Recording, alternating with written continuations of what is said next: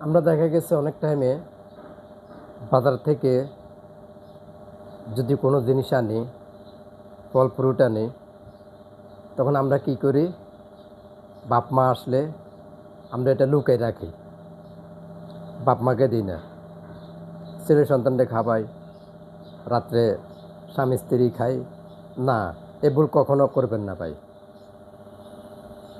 এ ভুল কখনো করবেন না। কারণ মা তো মায়, মা হলো একমাত্র সম্পদ।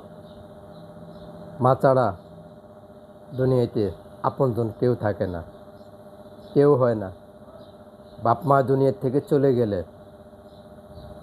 আপনি একজন নিঃস্বহারা এতিম। আমরা কখনো বাপ মাকে অবহেলা করব না, বাপ মাকে শ্রদ্ধা করব, আদর যত্ন করব।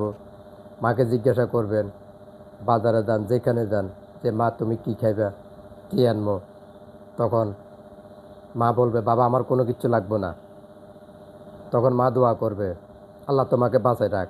তখন আপনি কি করবেন?